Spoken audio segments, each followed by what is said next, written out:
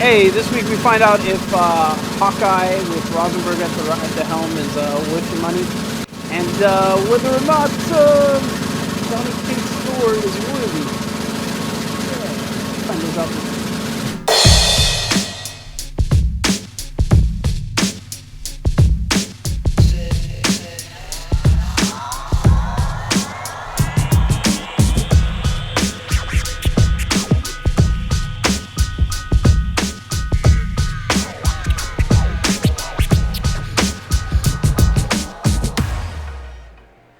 Hey, Green Machine friends and fans of fun, it's kind of a light week. It's not as light as last week because that was Christmas, but we didn't get quite as big of a shipment from Diamond Comics. It was okay. It just wasn't the biggest of shipments, but the books that did come in are amazing. So we're going to start off really well with, of course, Hickman, Ellen, Julian, and Go, and we're talking about XMen. And, well, the island nation of Krakoa has been through quite a bit lately, even suffering an assassination of Professor X, which you can't really kill him like that anymore. He's proven that. So they're going to meet with the other nations in, I think, Sweden. I want to say it was Sweden. Don't quote me, though. But they basically go to meet with a bunch of leaders of the world and discuss, like, their future plans and everything else.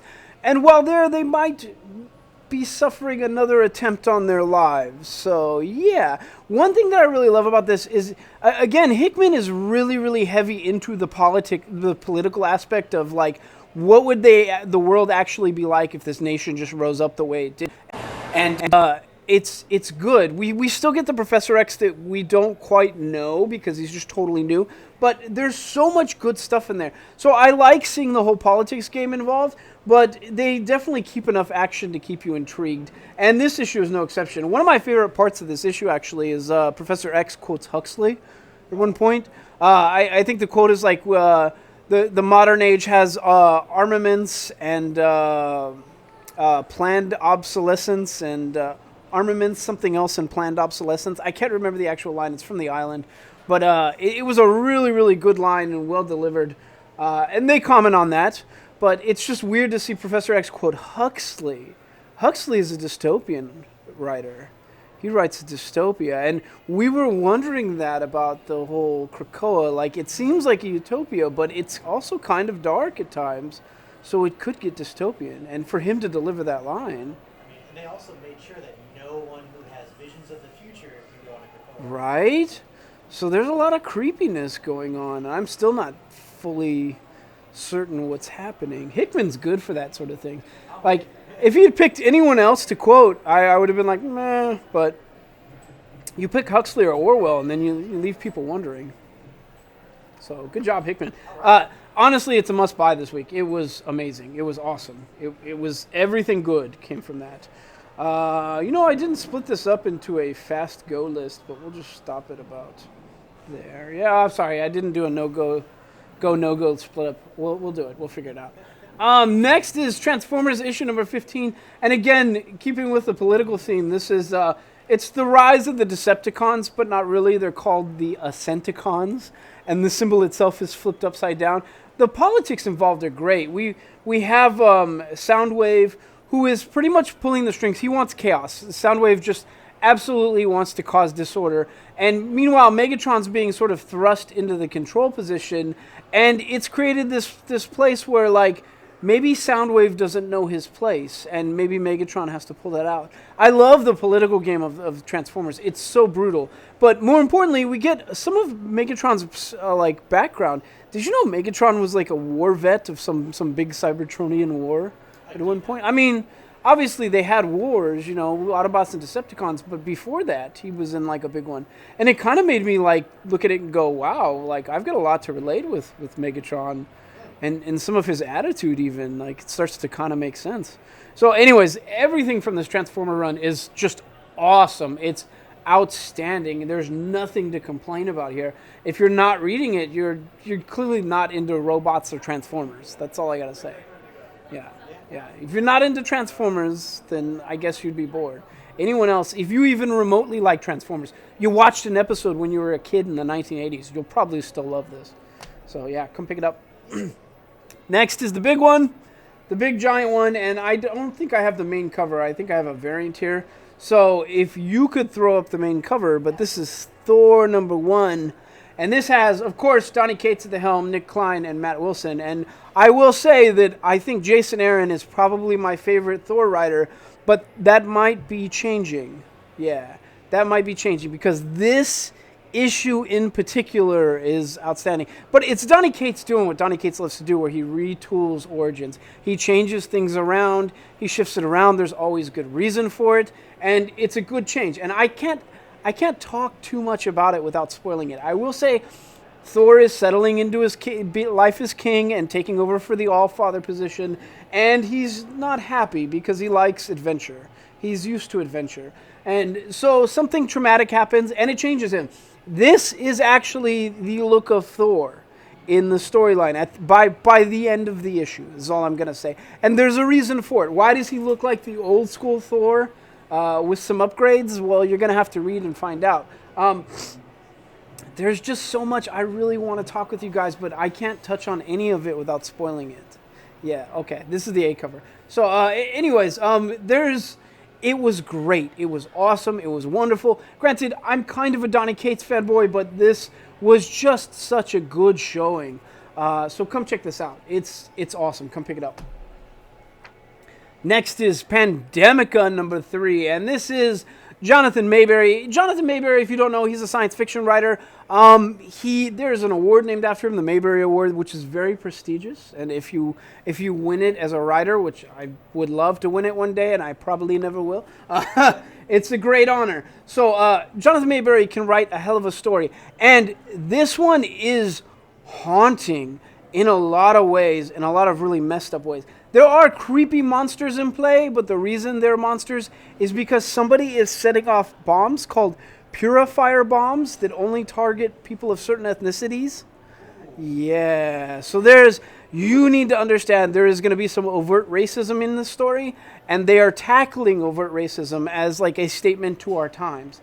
And granted, it was very, very, very shocking.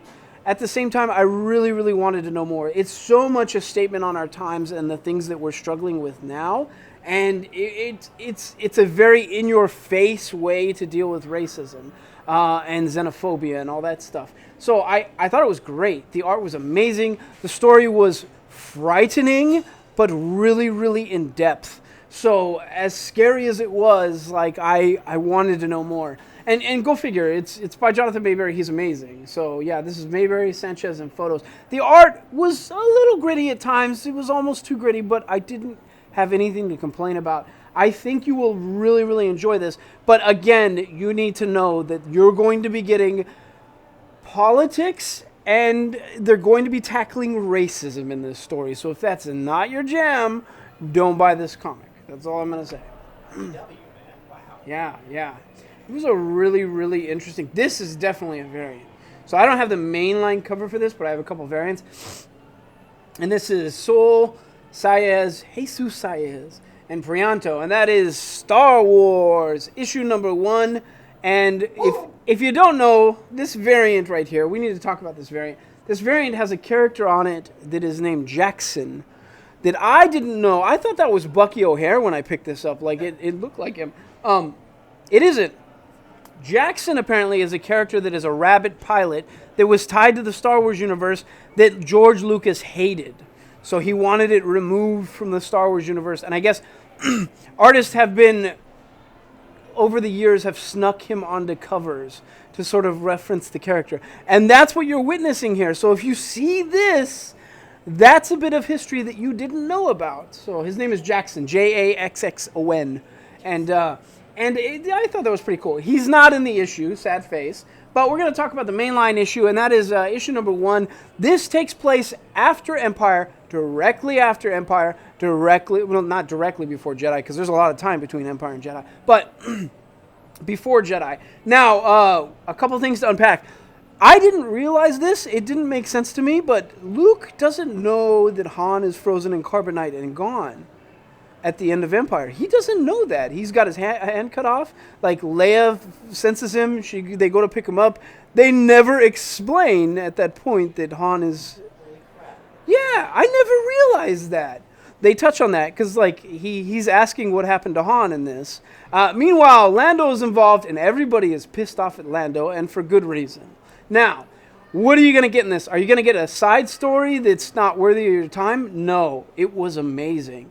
It was awesome. We got a giant rebel fight in the middle of it. We got a lot of the characters that we know and love. There were the very Star Wars uncomfortable situation moments where somebody says something awkward and everybody just sort of like turns to him. I thought that was funny. Chewbacca struggling with Lando after what he did is a great thing too. I loved everything about this. As a Star Wars fan, this is 100% what I wanted from Star Wars and comics. On top of that, Jesus Saez as the main artist is amazing. I love that guy. He was recently with Doctor Strange. He was with Mark Waid on Doctor Strange. And that was one of my favorite runs of Doctor Strange. So, anyways, come pick this up. It is absolutely worth your money, and it will be here. Let's go on to other things. What am I grabbing next? Let's do Marauders. Marauders, issue 5. This is tied to all the Hickman X-Men stuff, and this is the pirate book. So it has Kitty Pryde, although she says call her Kate. Kate Pryde at the helm is the Red Queen, and meanwhile the Black King is Sebastian Shaw, makes sense, usually is, and the White Queen, of course, is Emma Frost. And they're sort of managing everything. They're doing their sort of political things and voting in between. There's so much to love about this, though. Kitty Pryde is the best pirate in the Marvel Universe. I stand by this. I will stand by this. She has tattooed, she has assimilated this form nicely. She tattooed hold fast to her knuckles. So whenever she's gripping the wheels, it says hold fast. It's not a wheel, right? It's a, what do they call those again? I always forget. Stern? No. It's like, I'll never remember it. I play Sea of Thieves all the time.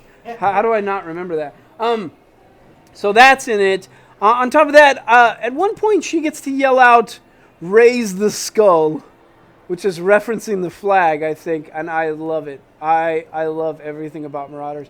There is so much comedy in this book. There is so much good stuff in this book. I am not disappointed ever with this. Granted, I will say this week it felt like X-Men was a bit stronger of a title, but Marauders was still a good time. So issue number 5, come pick this up if you're an X-Men fan.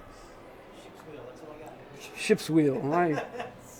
Somebody's going to tell us they know the name of that. I know that. Next is an issue number 1 from IDW called I Can Sell You a Body, which features a main character who is psychic and talks to the dead, but he does something called a reverse exorcism. Reverse exorcism. How do you think that would go? Put soul into someone's body? Yeah, you figured it out.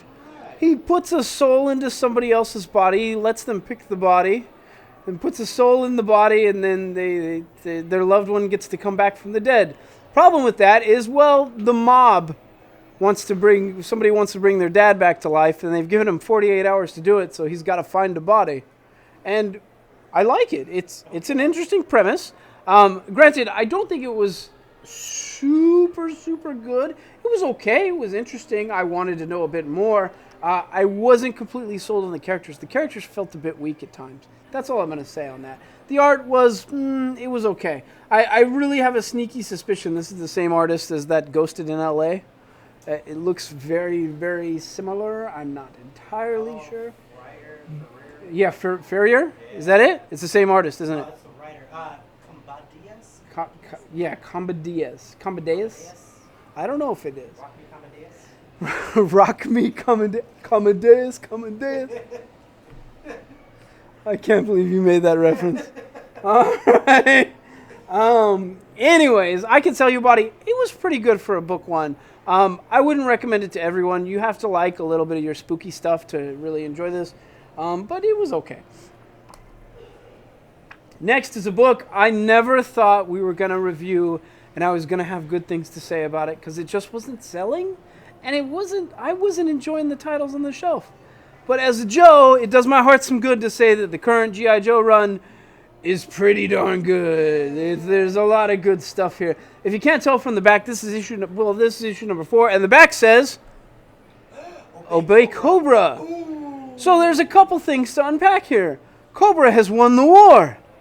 Joe has lost the war. G.I. Joe has lost the war. And now Cobra is tasked with an occupation war in America.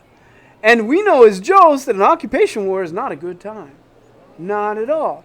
So they're dealing with that. Meanwhile, good old Sergeant Blood, he's going to start staging a resistance. And so there's a lot of good stuff in here, a lot of stuff to unpack. I'm really excited. Granted, I hadn't jumped in for about 3 issues because I didn't have a great time with the last G.I. Joe run, but this one was amazing. This is Aller, Walter, and Peer. I want to know more. I want to get more. We're going to have it on our shelves, and you should totally come and pick it up. I was not confused. I just want to know how this is going to blow up in Cobra's face. I can't wait. So, yeah, on to the next thing. Oh, it was very sad. I have to tell you, it's very sad.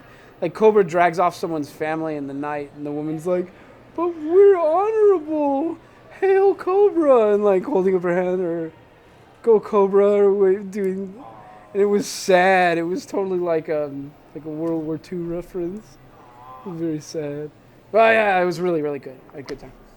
All right, the next thing is Agents of Wakanda issue number 5. If you can't tell from the cover, Deadpool is involved. And Deadpool and Black Panther got funk.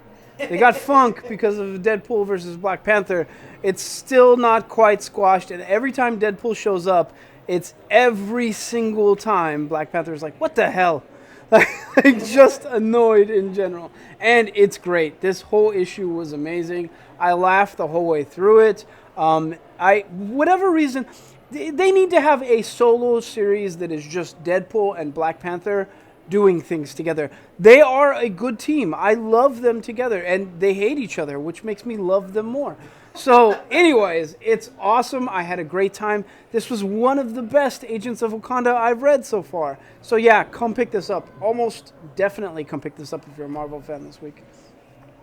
Next is, I'm so excited. So excited. This is Rosenberg and Schmidt, and this is Hawkeye Freefall. And it was awesome. Awesome, awesome, awesome. 100% awesome. There is so much to unpack. There is a character named Robbins, a villain named Robbins, who is the Hood. Robbins the Hood. Oh my. Yeah. So anyways, Hawkeye's been dealing with him, and he got him arrested, and at one point he should have been on trial, but no, Robbins has ties. So that doesn't sit well with Hawkeye, and they're going from there.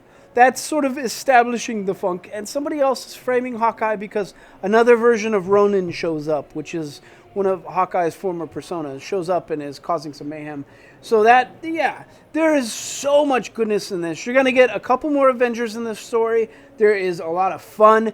Everything about it, the way Hawkeye is written, I mean, granted, I like Hawkeye as a character to begin with, but the way he's written in this is really, really fun. It gave me visions of the Matt Fraction run at times. And the art was insanely good. I have nothing to complain about from the art. And honestly, I really loved it. The way the artist does lighting is really, really good. So had just the best time with it, and I'm going to call it right now. I'm probably going to love this entire run. Granted, I'm a huge Rosenberg fanboy. I'm gigantic Rosenberg fanboy. I think his Punisher run was one of my favorite things from last year. So anyways, come pick this up. We'll have it on our shelves. It's awesome. Can he hear stuff? Hawkeye, yes, he can hear. He's not deaf in this story. He goes deaf in the Matt Fraction run at one point. Yeah. So, and he is still hard of hearing. He's always hard of hearing. Anyways, next book on the list is Miles Morales Spider-Man, and this is Ahmed, Haidt, Carlos, Ortega, and Curiel. And this is still really, really awesome. Granted, Miles has grown a bit. He just recently got a sister. His sister was born last issue. So her name is, I want to get her name so I get it right. Billy Morales. Billy Mariana Morales. So Billy Morales, which will probably play a role at some point. Anyways, everything about this Miles run is awesome. Granted, it's the end of an arc, the beginning of a new one, so it's a good jumping off point. he's sort of dealing with the fact that the Ultimatum crew has got some kind of drug that they're flooding the streets, and he's got to figure out what they're up to, where they're hanging out, and stop them. It's everything good that you want from Miles. It's a good jumping off point, so if you want to start on Miles, start with this book. It's perfect. Nothing to complain about here. Typical good stuff coming out of Miles Morales. So issue 14, come pick it up. Next is Tarot, and this is the Avengers and the Defenders. Although it is different timelines, it feels like at times, because they're coming to grips with stuff. And Namor himself has a vision of Cap becoming the Hulk at one point in the past. And that hasn't been explained. So there's a lot of good stuff to unpack. The villains, there are some villains in play that if I'm honest, I've never cared for these villains, and you'll see what I mean when you read it. But it's the way the art is really, really amazing. The story was pretty good. Not too much to complain about. I kind of wanted a little more action, if I'm honest. But it's a good opening, so I want to know more about this Tarot book and what it entails. This is Alan Davis, Paul Renaud, and Paul Mounts. Granted, it's not 100% the best. I don't think it's going to appeal to everyone, but I had a pretty good time. If you want to wait an issue and just see what the next issue is like, I wouldn't blame you. Last book before our go and no-go list. Well, we'll do second to last. I'll do one more after that. Red Hood and the Outlaws. Issue number... No, it says Red Hood Outlaw still. Issue number 41. And I forgot that they cross off the bat symbol on his books. I always forgot about that. Bat Family, no. Red Hood Outlaw. And if you can't tell from the cover, the original Outlaws are back. Bizarro and Artemis are back. Granted, they're a little violent, and there's a reason for it, and I can't spoil it. But this is everything I wanted as a Red Hood fan. I wanted the Outlaws to come back. Granted, it's not Starfire and Arsenal type stuff, but I really, really love the Dark Trinity of Artemis and Bizarro and Jason Todd, and I'm so glad they're back together. I honestly, I cheered by the end of this book. Now, is it the best Red Hood book? No, I wouldn't say it is, but as a fan, a really big fan of Red Hood, it's everything I wanted. So if you're a Red Hood fan or a Bat Family fan, come pick this up. Or don't if you're a Bat Family fan, because they crossed that out. The Black Sheep is mad. Yes. Last book on our list that we're going to talk about is one that I'm not particularly happy with. And that's 1018 of Action Comics. This, of course, is Bendis, and the artist on this issue is Romita Jr., Jensen, and Anderson. Now, last issue was really, really beautiful. It was Clark Kent admitting to the world that he was Superman, and the speech he gave at the end was touching, and I wanted them to go on from that. What do they do instead? They go back to the origin of the Red Mist, and on top of that, they sort of go back to before Superman had announced to the world that he was Clark Kent, and it was okay. As a side story, didn't much care for it. And probably my biggest beef with it is that I've grown to really not like John Romita Jr.'s art. I don't like it at all. And I know Romita fans, you're out there, and I know I'm probably stepping on sacred grounds, but he is not my jam, is all I'm going to say on that. And it's yeah. It gave me visions of that Superman Black Label book with Frank Miller and John Romita Jr. that I hated. And I think that that's my biggest beef with him drawing Superman now is I get visions of that book that I couldn't stand. So anyway, Superman Action Comics issue number 1018. If you're a big-time Superman fan, you'll probably come pick this up. Anyone else, I would say wait a couple issues because this is, it sort of feels like filler. Now we're going to do our go and no-go list. So these are going to be fast and furious. I'm going to try to be. And we're going to give you one or two lines about the books. First one is Justice League Dark, issue number 18. And this is, if you can't tell, Eclipso is in play. Is he really in play? Not really, but they're sort of setting the stage for a Dr. Fate to return. Which we want to return, but what a jerk he was last time, right? So anyways, Justice League Dark, there's so much good from this Justice League Dark run. Little to complain about. Come pick it up. It's a go. Doctor Doom, issue number 4, is it's a go for weird reasons. I've never seen a Doctor Doom running around in a hoodie like this sort of thuggin'. It feels like Thug Doctor Doom. I loved it. It was a really, really great time. Nothing to complain about. It's a go. It's just a weird go. Batman Detective Comics, issue 1018. Batman is still sort of coping with the fact that Alfred is dead and no more. And meanwhile, he's got Ace in play, and I think it's Alfred's dog, Titus. I forget. Ace and Titus are in play. But yeah, it was touching. It was beautiful. He's also coping with the fact that Commissioner Gordon is not in play. He's got to deal with Bullock. It was great. Go. Yeah, I should be doing these faster. Crone is a go. This series is still good. It's Old Red Sonja. It took some twists I didn't expect. Go. Web of Black Widow. Go. Although I will say, this cover does not do it for me. It's a weird looking cover, isn't it? She's made of plastic. Like, yeah, it doesn't look right. Thankfully, the art is a bit different in the book. It's a go. I had a good time. Joker, Harley Quinn, Criminal Sanity #2 is a go. Is not as good as the Harleen book that was on the shelf. Fair warning. It's going to tell you some origins about Joker. It's this version of Joker. It's a go. It's just a weird go. Another weird go. Superman, 100 Giant. All of these are almost always goes because you get a lot of good stories in them. It's a lot of good stories, low paper quality, but a lot of bang for your buck. $4.99 for a trade paperback. Go. Go. Go. And that's pretty much our show for this week. So I don't think we have any drawings because we don't have any posters. No. But come on in and Happy New Year. And we love all of you. Thank you for letting us be here another year. We sure appreciate all our support. And that's it. Do dance? Do dance. Do dance.